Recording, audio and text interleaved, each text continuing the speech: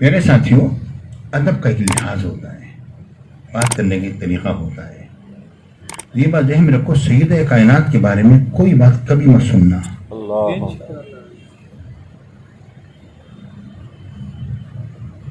ٹھیک ہے نا؟ اور یہ بات بھی ذہن میں رکھو، یعنی بچوں ایک بات میری آپ تم کے میرے بچے ہو، میرا فرض بنتا ہے کہ میں آپ کی صحیح تربیت کروں. اور بچوں یہ بات بھی ذہن میں رکھو کہ کیا آپ نے کبھی بات سنی تھی کہ سید کائنات سے کوئی خطا ہو سکتی ہے؟ خطا ہوئی ہے کہ بات تو الگ رہ گئی، ہو سکنے کا لفظ بھی آپ نے سنا نہیں تھا. حالانکہ عقیدہ ہمارا یہ ہے کہ محفوظین میں سے ہیں، امکان ہونا الگ بات ہوتی ہے، وقوع کا ہونا الگ بات ہوتا ہے، مگر وہ لفظ آپ نے سنا نہیں تھا.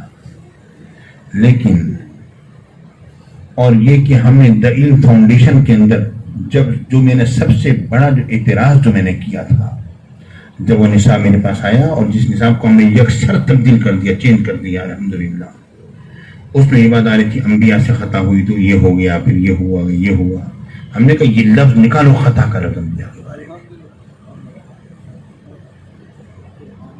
میرے ساتھیوں، اس بات پر ہم جھگڑ گئے، لڑ گئے اور ہم نے نکلوا دیا. اور آج اہل سنت کہلانے والا شخص اسی خطا کے لفظ کو خطا اجتہادی میں بدل کر اور انبیاء کے لیے ہر جگہ پر ثابت کرتا پھر رہا ہے، صرف اپنی برات ظاہر کرنے کے لیے. کتنی افسوسناک بات. انبیاء کے لیے خطا ثابت کرو، لوگوں میں پھیلاؤ تاکہ لوگ مجھے بری سمجھیں.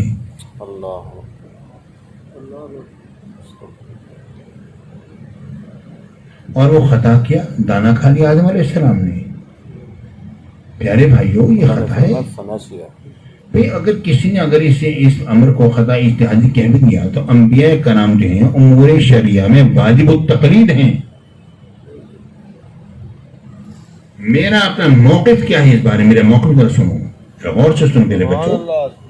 میرا موقف یہ ہے کہ امور شرعیہ میں انبیاء کرام سے خطا اجتہادی بھی نہیں ہوتی ہے. سبحان اللہ. اگر کوئی شخص یہ کہتا ہے کہ جناب علی انبیاء کرام سے خطا اجتہادی ہوئی کہ اللہ تعالیٰ نے ان کے فیصلے کو بدل دیا، میں یہ کہتا ہوں کہ انبیاء کرام سے خطا اجتہادی نہیں ہوئی. یہ تو کہہ رہا ہے، یہ بدلنا اسی طرح ہے جس طرح کہ ایک آیت آ کر دوسری آیت کو بدل دیتی ہے. میں اس کو ناسخ منسوخ میں لے کر جاتا ہوں، میں اس کو خطا اجتہادی میں نہیں لے کر جاتا. امور شرعیہ کے اندر، امور شرعیہ میں بالخصوص انبیاء کرام میں ہیں وہ واجب التقلید ہیں بالخصوص، اور باقی امور میں بالعموم.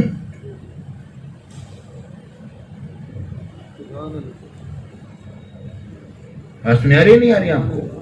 باقی امور میں بالعموم اور امور شرعیہ میں بالخصوص. ہاں، یہ بات ذہن میں رکھو. آپ پیارے بچوں، یہ دانا کھا لیا تو یہ خطا اجتہادی ہوگی. کوئی کسی بات علماء نے اگر قول کر بھی لیا تو اپنی برات ظاہر کرنے کے لیے ان کے اقوال کو دکھا کر پیش کرنا. سارے انبیاء کرام کی شان میں گستاخی ہوتی چلی جائے، کوئی فرق نہیں پڑتا، بس مجھے لوگ بری سمجھیں.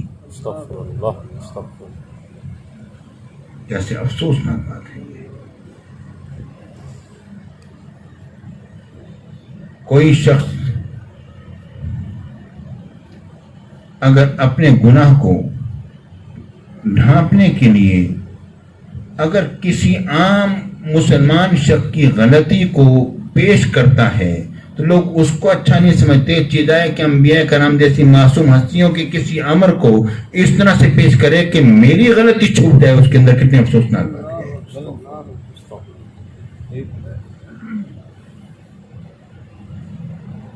سمجھ آ رہی بات نہیں آ رہی آپ کو؟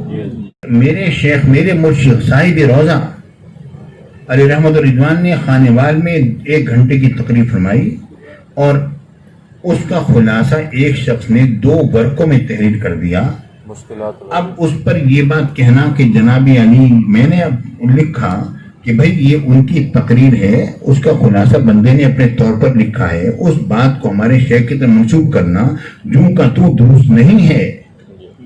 کیونکہ 1 گھنٹے کی تقریر 2 ورقوں میں نہیں آ سکتی، ظاہر بات نہیں ہے. اس پر پھر کوئی شخص یہ کہے کہ نہیں جناب یہ ان کی تحریر ہے، جبکہ وہ اس کے نیچے لکھا ہوا ہے کہ خلاصہ تقریر خانے وال میں کی جانے والی تقریر کا یہ خلاصہ لکھا ہوا ہے اس کے نیچے، اور پھر کوئی شخص جھوٹ بولے اور یہ کہے کہ نہیں جناب علی یہ ان کی تحریر ہے. یہ کتنا بڑا ظلم ہے اہل سنت پر، اور میرے شیخ میرے مرشد پر کتنا بڑا بہتان باندھا اس شخص نے.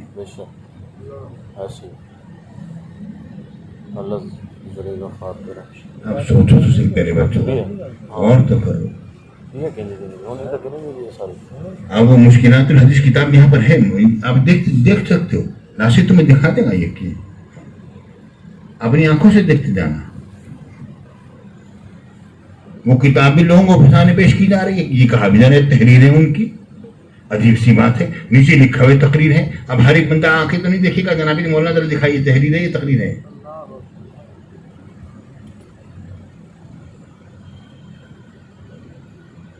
اس قدر بڑی غلط بیانیاں، افسوسناک بات ہے، افسوسناک بات ہے، افسوسناک بات ہے. میرے بچوں بہرحال یہ وجہ میں رکھو، تم غزالی زماں کے سائے تلے ہو، ان کا سایہ انشاءاللہ ہمیشہ رہے گا. یہاں پر بھی رہے گا، قبر میں بھی رہے گا، اور حشر میں بھی رہے گا.